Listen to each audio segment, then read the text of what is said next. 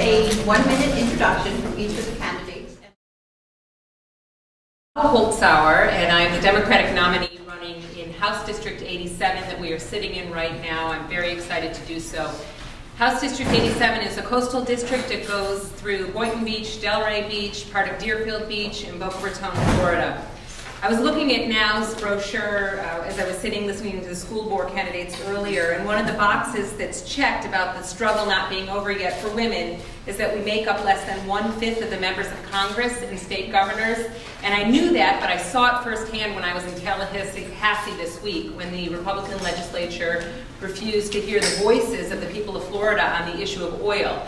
And I thought to myself as I looked around, wow, are we underrepresented in Tallahassee? And it's really important. We need a strong woman's voice, a strong voice to be there. I have about 10 seconds to tell you what I do, but as an attorney, I have always represented individuals and victims' rights. And I have to stop now, so I'll tell you more later, but I'm very happy to be here.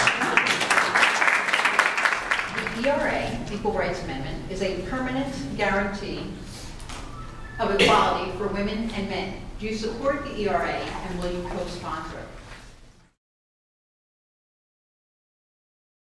Yes and yes. It's nice to have that I don't have to put much thought into. Equal rights are ingrained into me. My mentor as a law student and right out of school was a man named Paul Tobias, who's still working hard. He founded the National Employment Laborers Association, and we worked on FMLA. We fought against pregnancy discrimination. We fought against age discrimination. We represented plaintiffs who were victims of non-equal rights being processed. And, from a personal level, being a new candidate, some of the things that I'm seeing today in our own town, and it dumbfounds me.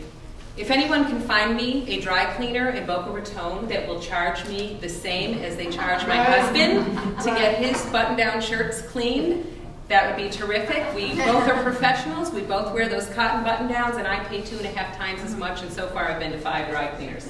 So still on that search. And the other, that's it. Thank you. There is a disproportionate representation of women in the legislature. How would you support the candidacy of women who support the mission of Palm Beach County now? Yes, to answer the question. Women represent more than 50% of the population in Florida. I was at a terrific political event a couple of weeks ago, and politician after politician were speaking about women's uteruses because of the abortion bill this year. That was terrible, and will be back on the table again next year. And I was so happy to hear all the men that were speaking about my uterus, but I was saying, where are the women? Like, where are the female voices? We have so many problems in the state of Florida.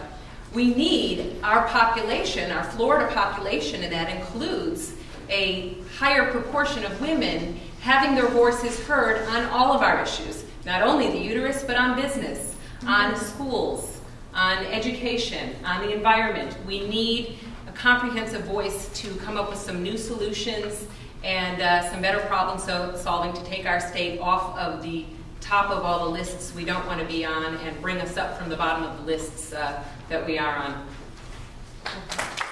Aid came into law the year that I was born.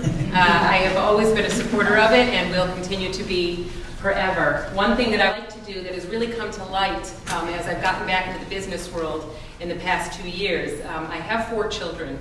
And one of the things that happens all the time when I go and I'm making inroads in the community, I'm meeting with different business leaders and people in the district, one of the questions that a lot of men have for me that it's repeated is, so what are you going to do about your children if you get elected? And my husband has never gotten this question, needless to say. So we need quality, affordable childcare as well. So.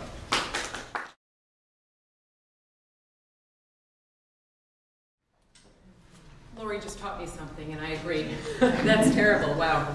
I've been to the Planned Parenthood clinic. I've been to other clinics in other states, and I have driven I-95 and seen the billboards all over our country, and they're a real problem. I'm a prosecutor in Palm Beach County right now. That is my current job with Michael McAuliffe. Number one, with law enforcement, we need protection at the clinics, period, so that access is smooth and it is not harmful. And number two, we need stricter penalties. We need a higher classification for individuals who commit crime or terrorism at our clinics.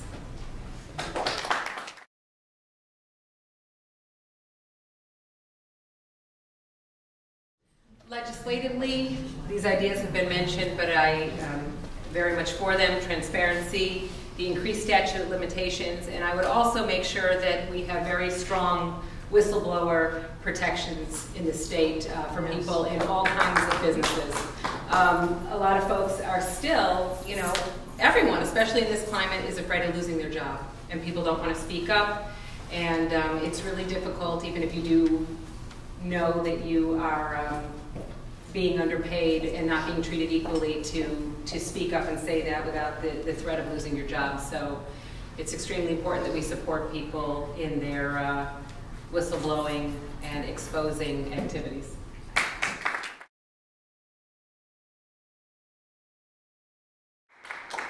I am unequivocally,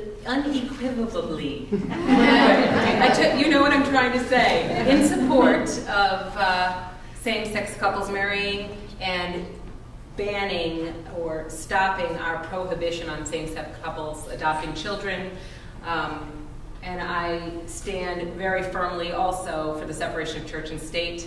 I've worked in the juvenile court system in Palm Beach County in the last 5 months, and I see the victim children of abusive and neglectful families. And what a shame to not provide a loving option that is right here available to these children in our state. It's a shame.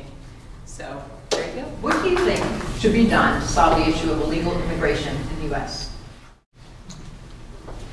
Our country has had a very broad, free flow of immigration for the last many, many years. And, you know, recently, folks across the country have realized it's a problem. We need to control our borders, we need to, you know, see who's here, we need to provide services for everybody.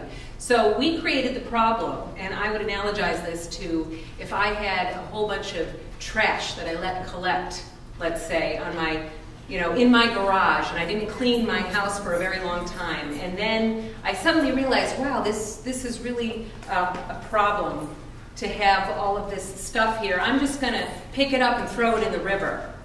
And that's the solution that I came up with, which is what I am analogizing to the Arizona law that they came up with. It is not a plan, it is inappropriate, and it is wrong. So a right solution is comprehensive. It's working with our federal government, it's working with the borders, it's working with our employers. Thank you. I'm going to take my time the first moment to revisit immigration because my analogy came out terribly. Terribly. The point I was trying to make was that the Arizona law is bad, and people, all people in our immigrant population needs to be treated with respect and dignity, and that's how we need to treat everybody. I'm going to take this seat in '87. It has been the seat of Adam Hasner, who's been the most conservative majority leader in the House for the last 8 years.